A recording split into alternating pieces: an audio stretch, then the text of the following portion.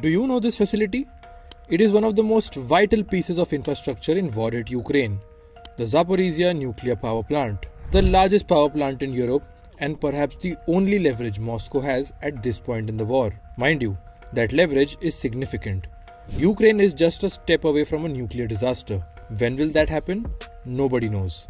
But the danger is still very much alive. The two sides have accused each other of shelling the facility regularly. Now, a quote-unquote powerful explosion has taken those The Zaporizhzhia nuclear power plant saw more than a dozen blasts on Saturday evening and Sunday.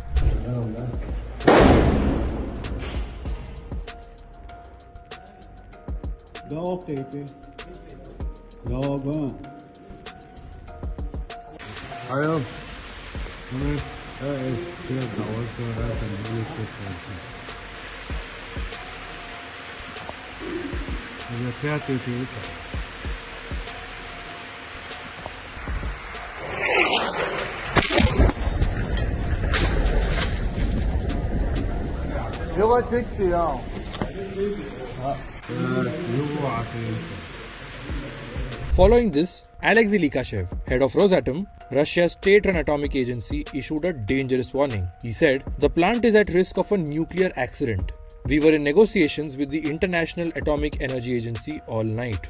The blasts have raised concerns not just in Ukraine but in the international community as well. For a nuclear accident is no small thing. It has the potential to alter the course of the war and the future of many Ukrainians. IAEA Director General Rafal Grossi admitted that this widespread damage was a cause for concern.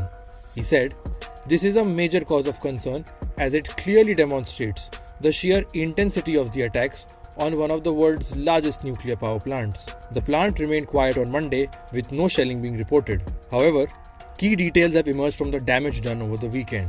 As per the IAEA's initial assessment, non-radioactive leaks were caused by damage to condensate storage tanks, and the team also observed several impacts on the main road along the plant's reactors as well as on a site railway that is now out of service.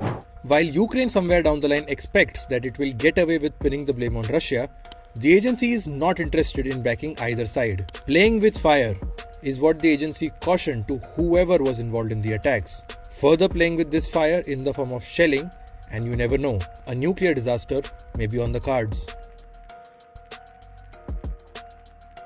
The plant, as mentioned earlier, is the biggest in not just Ukraine but the whole of Europe. Before Russia's invasion, it provided about a fifth of Ukraine's electricity. Heavy damage due to shelling meant it was forced to operate on backup generators several times.